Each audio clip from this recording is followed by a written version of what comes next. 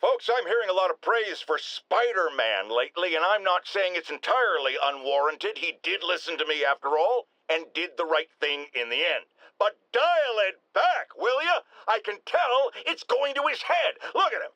The wisecracking, the grandstanding, swinging around the city like he owns it. This is not his city, it's mine. I mean ours. One thing even my detractors have to say about J.Jonah Jameson. I admit when I'm wrong. And while I hoped his efforts in the recent crisis meant Spider-Man was finally becoming a responsible citizen, a mature adult, I am here to confess I was wrong. I wanted to believe. I hoped it was true. But even a stop clock is right twice a day. And I guess curing the plague was Spider-Man's stop clock moment.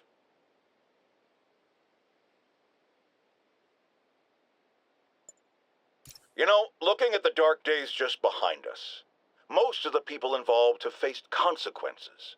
Otto Octavius is in prison. Mayor Osborn resigned in disgrace. Escapees from Rikers continue to be rounded up. The remaining demons and Wilson Fisk's men are fighting over scraps. But funny how Spider-Man has faced no repercussions. Well, sure, you might say he saved us. But should saving all our lives really give him a mulligan on his long history of reckless behavior? Tune in after this message for my answer. Spoiler! No! Some people have accused me of being negative, only criticizing, not offering solutions when it comes to Spider-Man. Here's my solution, and it's very simple. Unmask. Join the police academy. Wear a badge. Then you can catch all the crooks you want, and I'll sing your praises on this very show. And all that hogwash about how that would place his loved ones in danger? Come on. You can't convince me that guy has any loved ones.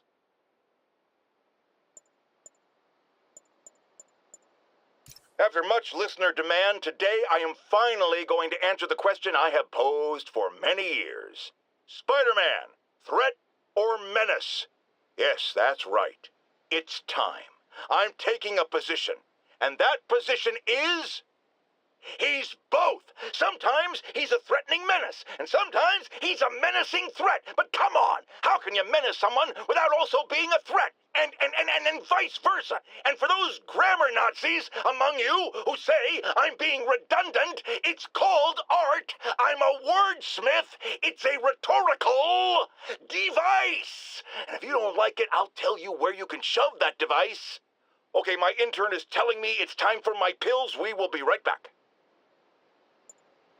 I'm getting emails from the rapidly shrinking yet still stubbornly obtuse contingent of Spider-Man fanboys and fangirls blithely insisting he did a wonderful thing, shutting down a drug lab run by a delightful fellow whose street name seems to be, wait for it, Tombstone.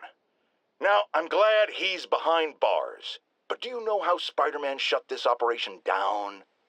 By setting it on fire. Do you know what drug labs do when you set them on fire? They explode! Spider-Man could have taken out the entire block with his criminally reckless grandstanding. Fortunately, New York's bravest, our firefighters, contained the blaze because that's their job. And if Spider-Man had any sense, he'd have turned over whatever information he had on Tombstone to the police and let New York's finest do their job. But no, he thought the best way to handle drug dealing is with arson. Imagine this. A stray shopping cart dents your car. You take it to the auto body shop, only that shop is a front for a drug lord called Tombstone, and he and Spider-Man have decided to have a power struggle at that precise moment. Sir, tell us the rest. I start to go in and I see Spider-Man fighting this massive guy with fangs like a shark. That would be one Lonnie Lincoln, a.k.a. Tombstone. Did it seem they were fighting over drug profits or merchandise? I understand there's talk of a new drug that turns its users into zombies. I don't know what it was about. I got my ass out of there. Sir, I understand you've been through a lot, but please refrain from using that kind of language. This is a family show. Sorry. Anyway, I'm glad I split, because pretty soon the cops and firefighters are there. Ah, the real heroes. What a relief. I think we can all use a happy ending. I thought this was a family show. Jared, get rid of him! Have you ever been driving along, going to work or church, minding your own business, when suddenly, bam, you hit a pothole, damaging your car and ruining your whole day? Well, you know who to blame. No, not city bureaucracy. Spider-Man. He's been seen leaping down from great heights to pound the ground with maximum force. Why? There's only one possible reason I can think of. He hates us, and he wants us to be miserable.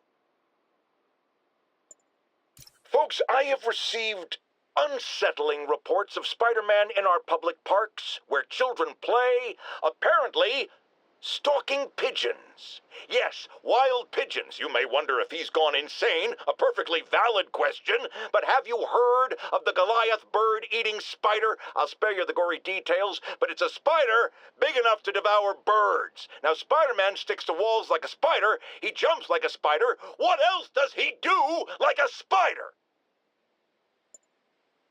So, numerous witnesses saw Spider-Man swinging through Times Square like the glory hound he is, firing webs at electronic billboards and causing them to reboot. Granted, those billboards are an eyesore. In my day, sign painting was an art. But the more pressing question is, what was he up to? I have a theory. He is infecting these billboards with a virus so that they will subliminally hypnotize pedestrians. Hypnotize them into what?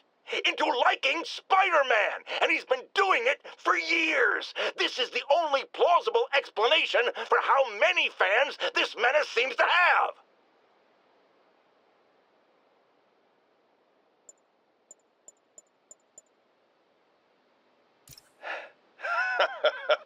Another low-information spider fanboy tried to troll me, as the young people say, by claiming Spider-Man was providing a public service plugging leaks in water towers. Let me tell you why this itsy-bitsy-brained spider was climbing this particular water spout, people. Because he tampered with the water pressure system.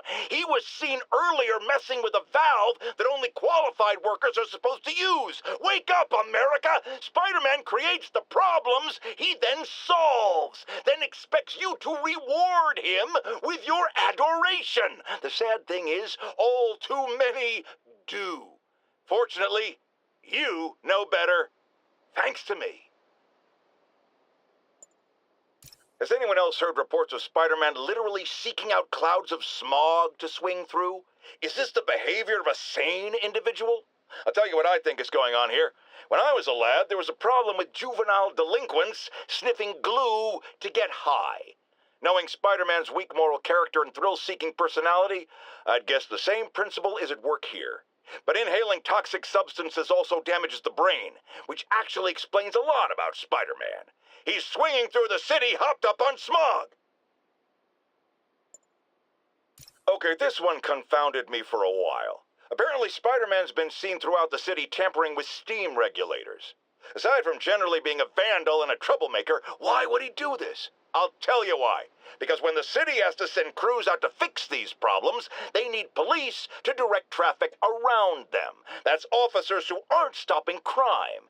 Which leaves, say it with me, Spider-Man. He's trying to take our brave officers' jobs. Remember when Spider-Man had a sidekick? The Black Cat, a curvaceous young lady in leather. Not the kind you'd bring home to mother. And then it turned out she was a thief.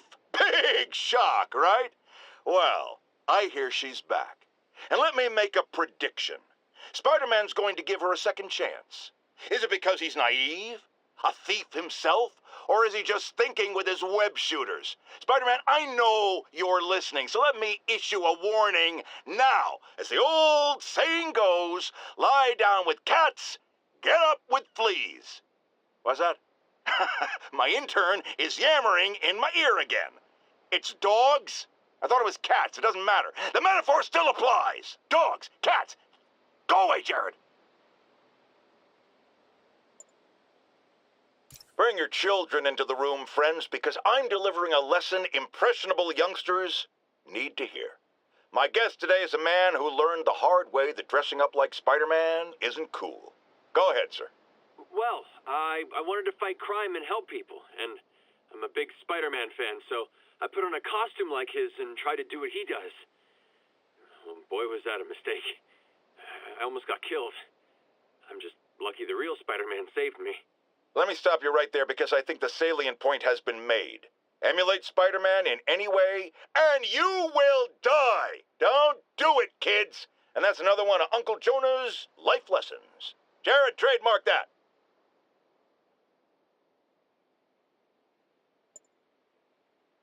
Our next caller was involved in a frightening hostage situation. Tell us about it, please. Oh my God, I thought I was gonna die, but Spider-Man got involved and it... Totally unconcerned with your safety. Well, he did save me. Through sheer luck, you could have been brutally killed. Yeah, sure, but I could have been killed if he wasn't there. Let's refrain from unfounded speculation and focus on solid established fact. Spider-Man does not care if you live or die.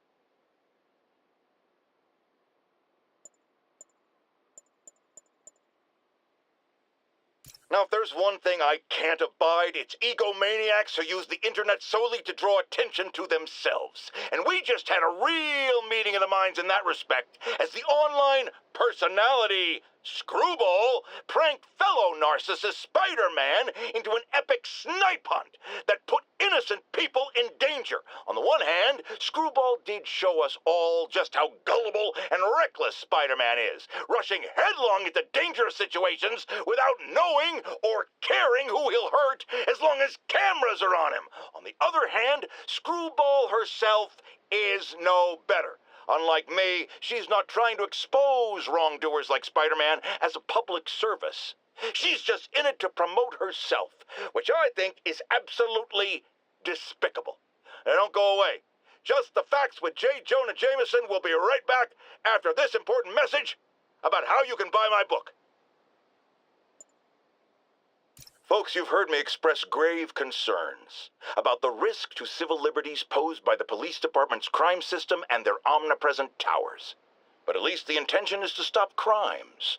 Now, recently, Spider-Man has been seen tampering with these very towers, and it's reasonable that my loyal listeners suspect he is disabling the towers so he can commit his unlawful misdeeds with impunity. But Spider-Man is not your ordinary run-of-the-mill menace. Oh, he's a 12th level Kung Fu master, 50 moves ahead menace, which is why I think he's actually hacking into these towers to spy on you and me. Your only defense? Listen to my show. All the time. If he's gonna spy on us, let him hear that we're on to him. By listening to me. Every waking moment. Police reports show a rash of break-ins recently. The victim of one of them is here with us now. What happened, ma'am? Well, my business was broken into. A flower shop. Who breaks into a flower shop? I was cleaned out. I couldn't believe it. I thought the area was safe. I see Spider-Man around all the time. My dear, you've learned the hard way the sad truth about Spider-Man. He only cares about the glory. Something as, forgive me, prosaic as a break-in and robbery is beneath his notice. Do not rely on him to keep your property safe. The only thing he truly values is his own massive ego. Friends, there's a caller on the line we all need to hear from. Go ahead, sir. Yeah, I almost got run over by some psychos in a high-speed car chase with the cops. It's lucky no one got killed. But here's the really messed up part. I saw Spider-Man in the area, and he didn't do a thing to stop it. Aha! Of course not. Why? Because no doubt it was too much effort. Spider-Man doesn't like effort. He wants everything to be easy, or he's not interested. Typical of his generation. You know what I blame? The internet. Except for the part of the internet that carries my show, which is performing a great public service.